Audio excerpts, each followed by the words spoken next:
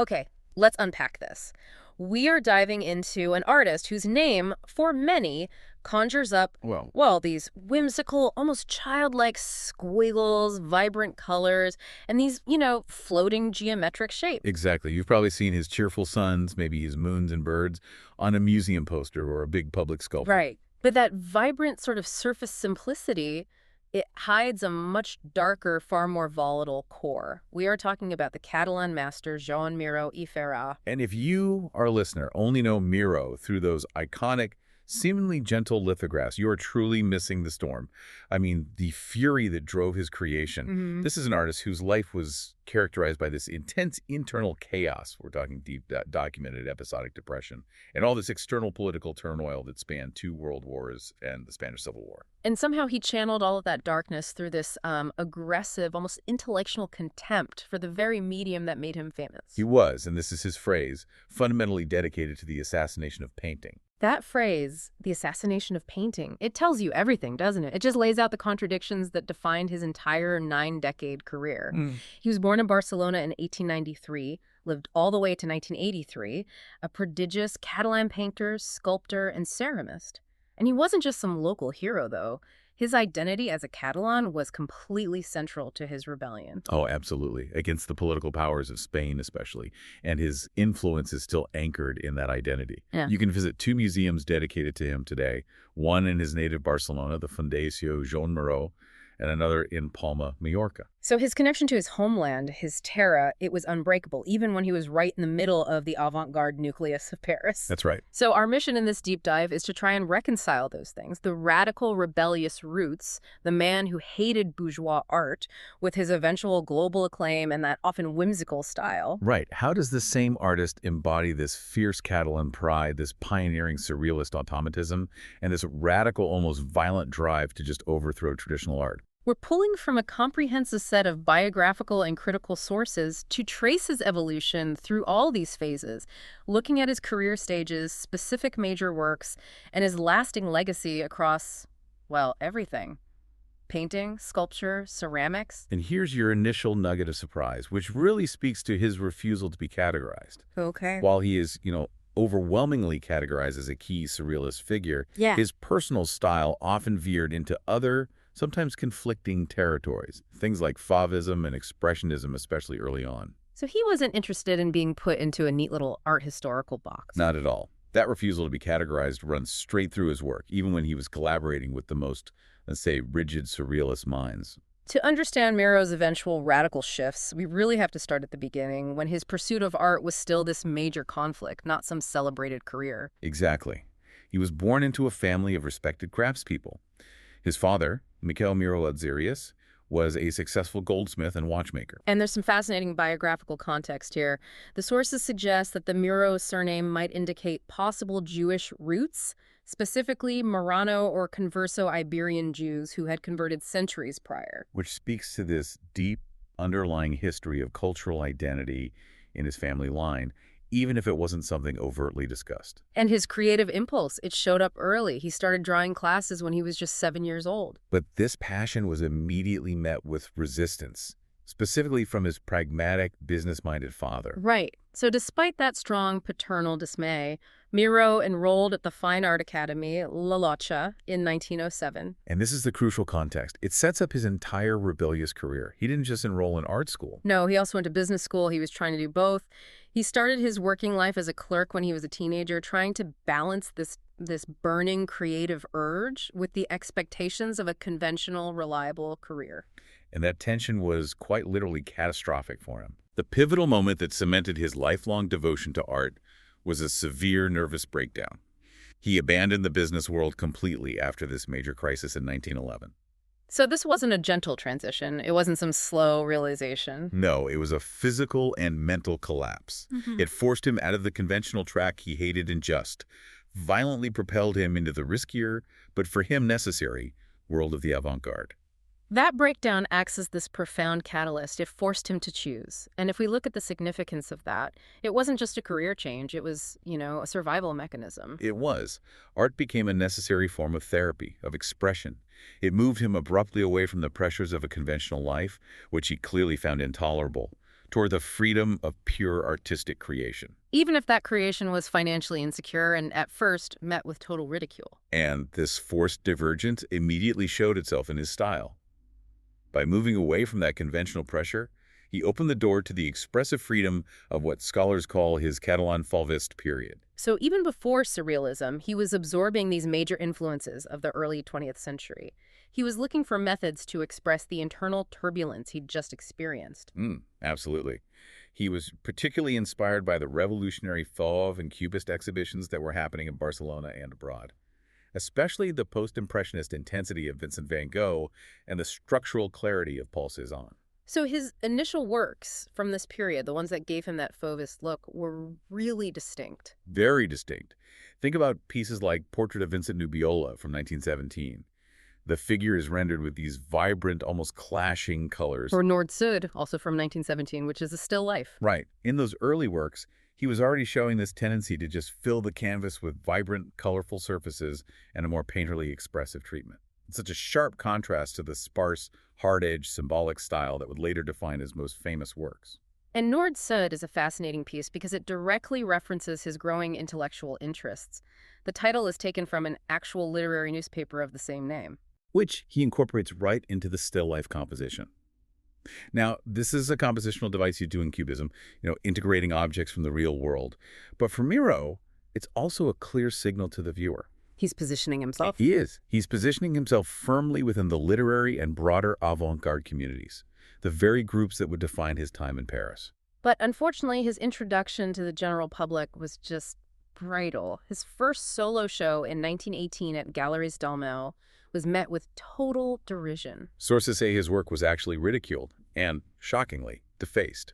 I mean, can you imagine pouring your recovery and your passion into a show only to have people mock it openly? It must have been truly demoralizing for a young artist trying to establish himself.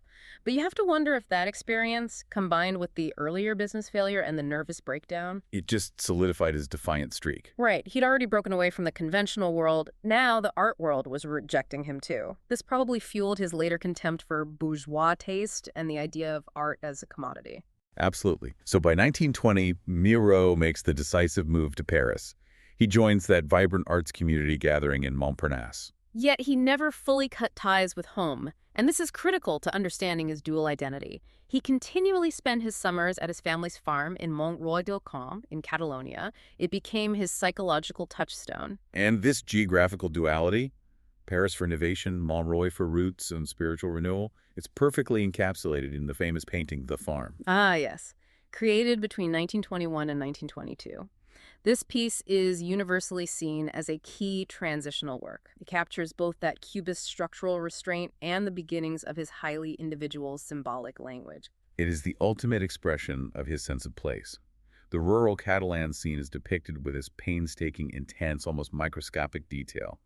But the composition is augmented by the presence of a newspaper. There's that newspaper again. That modern avant-garde element placed right in the center, symbolizing his exposure to modernist theories in Paris.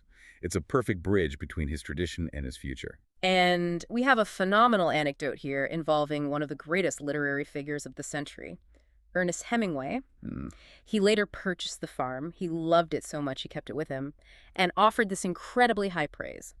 He said it captured both the feeling of Spain when you are there and, crucially, the feeling of Spain when you are away and cannot go there. That ability to capture the spiritual essence of a place, the feeling rather than just the visual reality, that's what truly distinguished Miró.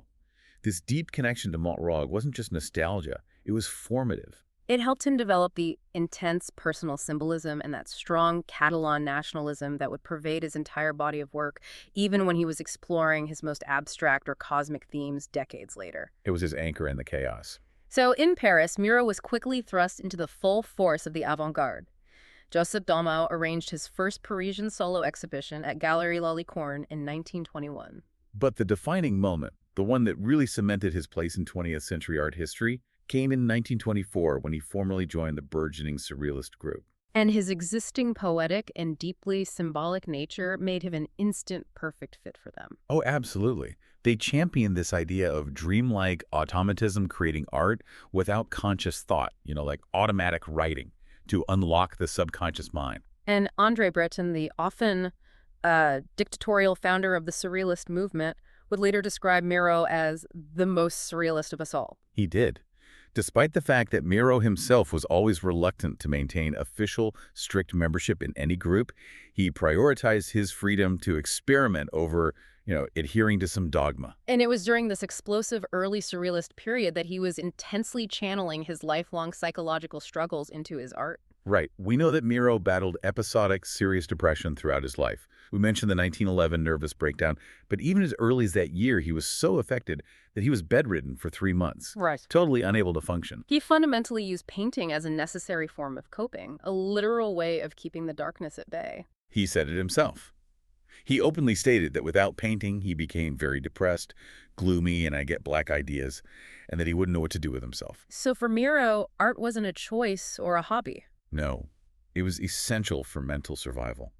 This need to create, to escape the black ideas, it explains the urgency you feel in his work. This internal mental state is so profoundly visible in his celebrated early Surrealist work, Carnival of the Harlequin. Painted between 1924 and 1925. Right, and he explicitly tried to depict the internal chaos, the frenetic energy, and the desperation he was experiencing in his own mind while battling depression and, well, hunger. It's a riot of strange, semi-human figures dancing wildly, surrounded by all these symbolic objects.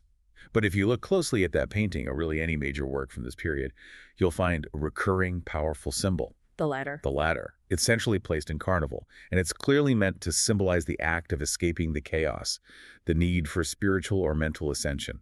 And it's a motif, a visual plea, that reappears in multiple later works. It suggests this persistent, lifelong search for transcendence or relief from inner turmoil. That connection between intense creativity and internal struggle is so compelling.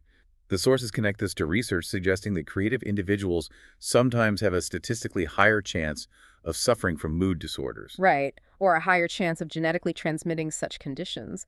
We have documentation of Miró's serious episodic depression, the dark, gloomy periods, but whether he experienced full, euphoric, manic episodes, what we now call bipolar disorder, that remains uncertain based on the sources. But the intense emotional fluctuation, the urgency of creation followed by the need for escape, that's undeniable in his art and his personal confessions. And this internal urgency leads directly to his most radical philosophical concept, the anti-painting stance. And his shocking declaration of the assassination of painting. This wasn't just a stylistic choice, like changing from oil to acrylic. This was a profound philosophical and political statement. It was. Miró began experimenting wildly with materials, collage, rope, sand, even feathers, and rejecting the precious frame of traditional painting. He expressed utter contempt for conventional methods that he felt exclusively supported the stagnant, conservative bourgeois society he loathed. The assassination was meant to upset and destroy the established visual elements and the very materials of fine art. Exactly. And this hostility didn't emerge in a vacuum. It stems from a violent reaction against art that had become staid, commodified, and appropriated by the establishment. He specifically targeted Cubism, which had started as radical, but by the 1920s had become academic and marketable. And he didn't pull any punches. Not at all. He is famously quoted as saying, "I will break their guitar." A direct, aggressive reference to Picasso's Cubist work. It is. He's attacking the popularity and the political appropriation of Picasso's still lifes with guitars. Miró's viewed the act of traditional painting as a kind of moral compromise, an artifact destined for a rich man's wall. He wanted to destroy that system to reveal a truer, more visceral art beneath. Yet, what is so fascinating about Miró is the contradiction in this destruction. Even while preaching this anti-painting philosophy, his work rarely became fully non-objective or purely abstract. That's the paradox. Even when he was utilizing the raw, chaotic energy of surrealist automatic techniques in the 1920s, later analysis of his work, including his preparatory sketches, shows that the final result was often the product of a highly methodical, almost scientific process. He maintained a highly symbolic, schematic language. He didn't just throw paint on a canvas, he codified reality into signs. Exactly. We see this immediately in the works that followed his entry into surrealism, like The Tilled Field, which is recognized as his first true surrealist masterpiece. And the almost cryptographic Catalan landscape, The Hunter, both from 1923 to 1924. The Hunter is a perfect example of this systematic symbolism. The shift is almost like cryptography, a deeply personal visual shorthand.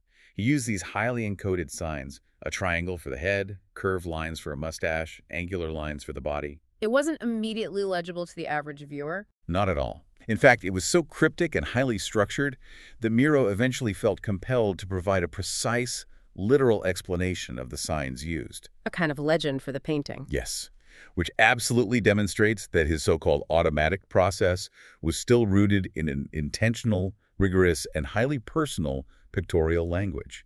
It's the ultimate intellectual paradox.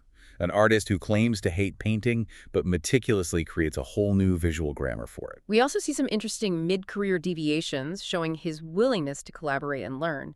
In 1926, he worked with Max Ernst on designs for the influential ballet impresario Sergei Diaghilev. Which suggests he was always looking for ways to push his images off the canvas and into a more dynamic contextual space, like performance in theater. And then unexpectedly, in 1928, he created the Dutch Interior series, which marked a temporary yet stunning return to a more representational form, though still filtered through his unique lens. And those Dutch interiors came about after a trip to Holland and were crafted after postcard reproductions of works by Dutch Golden Age masters like Sorg and Steen.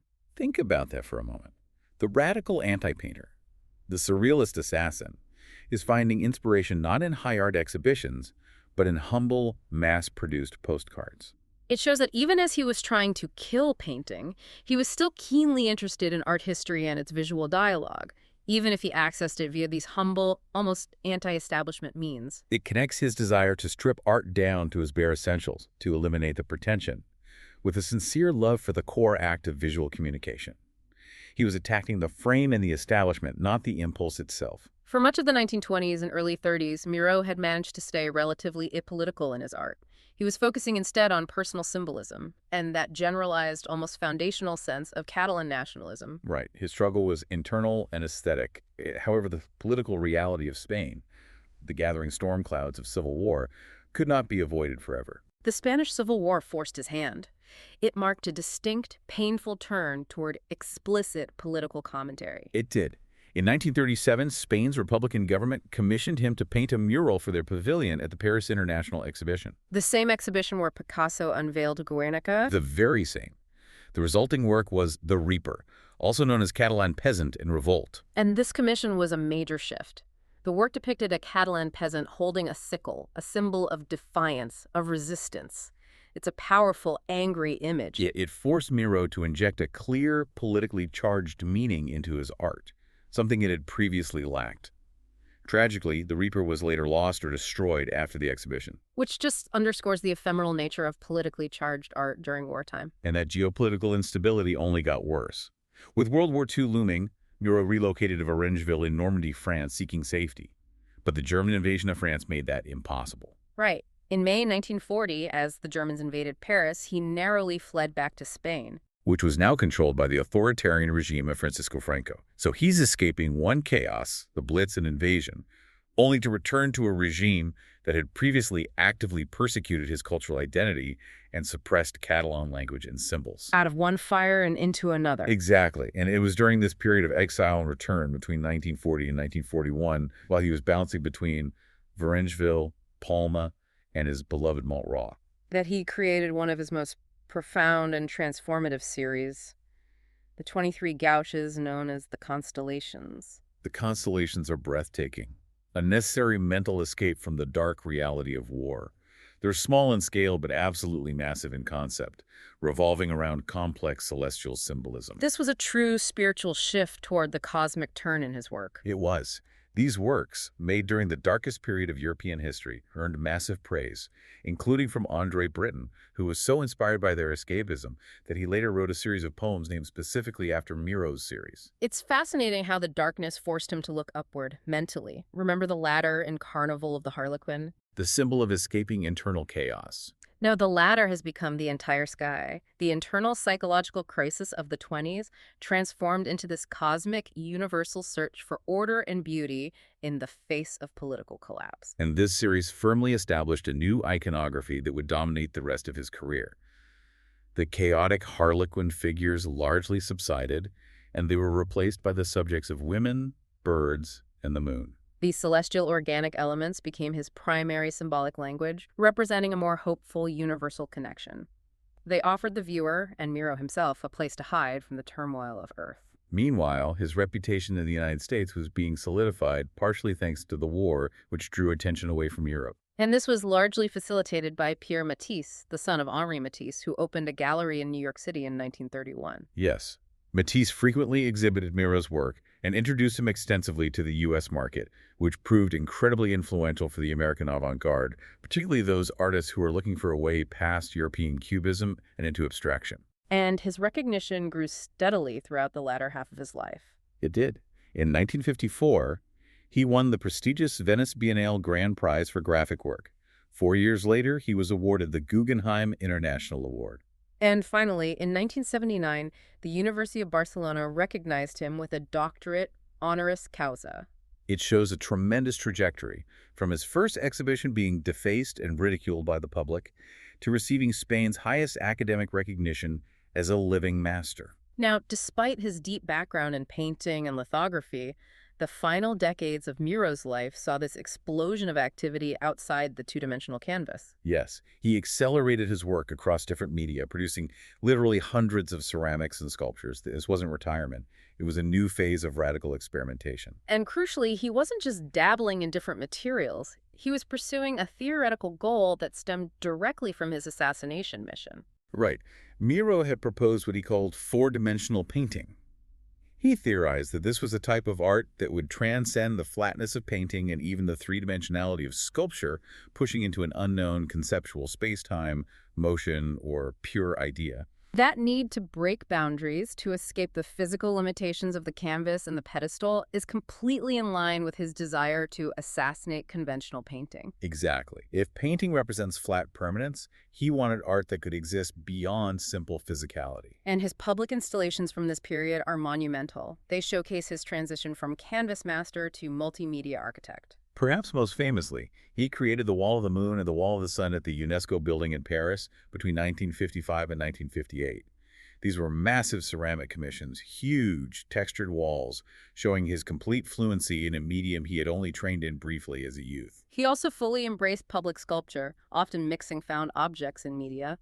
In 1964, he completed a series of sculptures and ceramics for the Garden of the Mate Foundation in Saint-Paul-de-Vence, France. He turned the landscape itself into a Miró environment. A decade and a half later, in 1981, his large mixed media sculpture, initially called The Sun, the Moon, and One Star, was unveiled in the downtown Loop area of Chicago. It was later renamed Miró's Chicago, and in a wonderful piece of historical context, it is situated directly across the street from the famous Chicago Picasso. So Miró, the man who once vowed to break their guitar, was now literally facing down the other Catalan master on an international stage, having moved beyond the very art form he sought to destroy.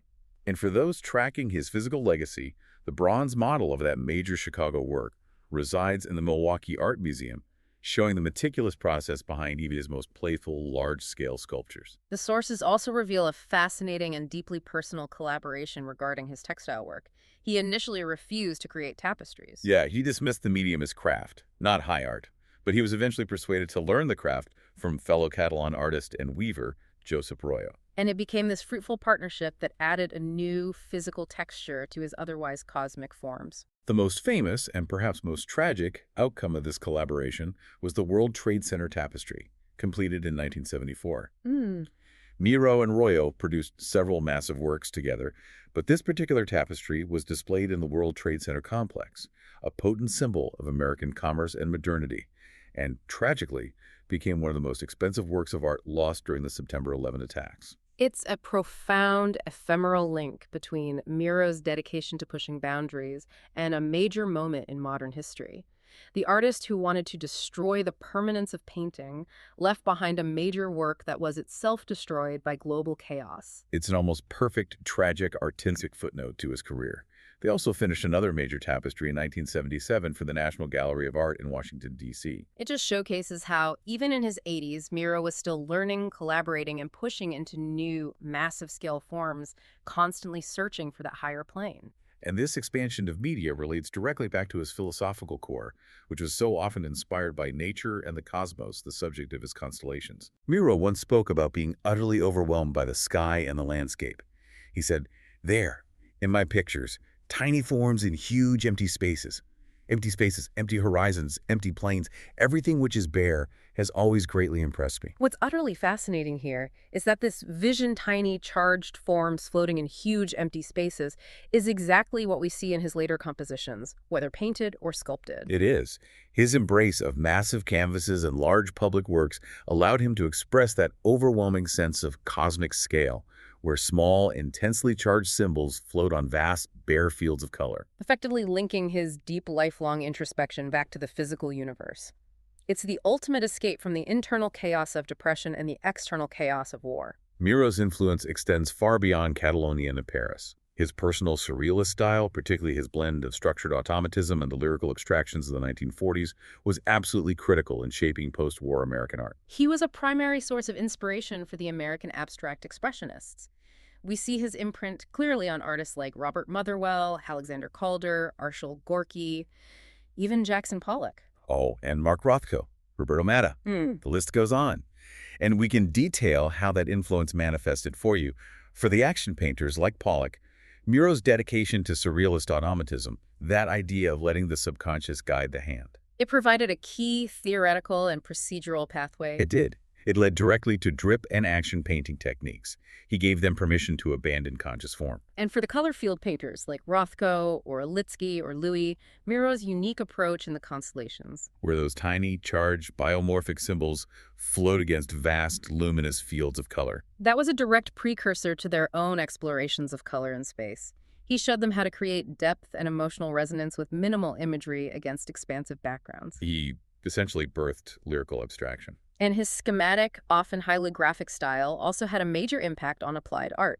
It influenced modern designers like Paul Rand and Lucien Day. Right, his visual language was so clean and compelling that it moves quickly out of the fine art world and into commercial branding and design fields, proving that even his assassination of painting could be commercialized decades later. Beyond painting and sculpture, Miró created an astonishing amount of work in publishing. He's credited with creating over 250 illustrated books, known in French as livres d'artistes. Artist books that are works of art in themselves, often collaborations with poets. And one of the most poignant and emotionally charged examples of these literary collaborations is the posthumous work he did with the French surrealist poet Robert Desnos. On les pénalités de l'enfer, ou les nouvelles Hébrides, which translates to the penalties of hell or the new Hebrides. And this collaboration had been planned for decades.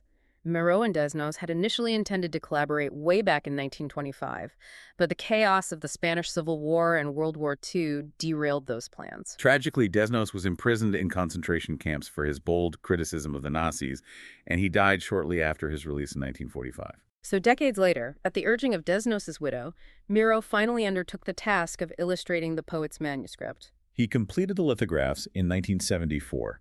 The emotional resonance of this act cannot be overstated. Miró, the lifelong fighter against inner and outer chaos, was finally paying homage to his lost friend and collaborator who had suffered the ultimate fate of that external political storm. And the art critics noticed the shift in tone. The 25 lithographs he created for this book were described by one critic as having an emotional lushness that contrasted sharply with the cool surfaces of much of his other graphic work. The context of Desnos' fate, the concentration camp, the loss of life infused Miró's images with a layer of profound, elegiac depth that transcended his usual playful symbolism. This consistent output, critical influence, and emotional depth led to steady international acclaim. Major retrospectives in New York, London, and Paris took place throughout the 1970s, well before his death in 1983. And posthumously, his relevance has only grown, with major exhibitions continuing into the 21st century, including Miró, the Dutch Interiors at the Met in 2010, and Joan Miró, Birth of the World at MoMA in 2019. His place in the canon is absolutely secure. And this acclaim translates directly into the art market, which, ironically, for the man who despised the commodification of art, values his work extremely highly. His major paintings consistently sell for figures between, say, $250,000 and the high eight figures. The record sales are stunning. They reflect his enduring status. In 2008, La Caresse des Étoiles from 1938 sold for $17 million. And a few years later, in 2012, Painting Poem, which has an incredibly long, poetic, surrealist title from 1925, fetched $26.6 million at auction. And later that same year, Peinture, Étoile Bleue, from 1927, brought in nearly £23.6 million, setting a new record for him at the time. His valuation reflects his dual identity. He's recognized as both a historical pioneer who invented new visual languages and an enduring visual force whose work still captivates collectors globally. We've traced Joan's complex, almost bipolar journey from a conflicted Barcelona business clerk battling internal depression to a global multimedia master. We've seen the personal chaos of depression fuel his initial surrealist automatism, giving us that symbolic ladder of escape, and the political turmoil of his era force his hand to address the outside world with works like The Reaper. He remained fiercely Catalan, yet absolutely radical in his global innovation. He was constantly struggling against the accepted norms of his craft, which leads us back to his relentless pursuit of creation over categorization. And he had a famous and profound dislike for art critics. Oh, he did. He felt they are more concerned with being philosophers than anything else, that they take a preconceived opinion, a structure, a jargon, and then force their emaciated philosophical systems to wrap around his art. He wanted his work to speak without being defined by the critic's vocabulary. Precisely. Which brings us back, finally, to his drive to break boundaries, to assassinate painting, and to push past the limits of conventional physical form. We discussed his interest in pushing beyond 2 and 3 dimensions with sculpture and ceramics, pursuing that theoretical idea of 4-dimensional painting. Right, art that incorporates time or concept. But we have to spend a moment reflecting on his final, most radical, and perhaps least known theoretical idea, the gas sculpture. Ah, yes. I mean, think about this conceptually. What does it truly mean for an artist, known for creating massive, enduring public monuments, to propose a form that is made entirely of gas? It is so ephemeral, so fleeting, that it essentially ceases to exist the very moment it is created and released. It is the ultimate conceptual act against the permanence, the longevity, and the bourgeois collectibility of conventional art. If Miró was dedicated to assassinating painting, the gas sculpture was the intellectual suicide bomber. Leaving behind nothing but the idea itself. A beautiful, immediate, non-object that fulfills his mission perfectly. It's the highest evolution of the escape motif, the latter finally reaching the celestial void.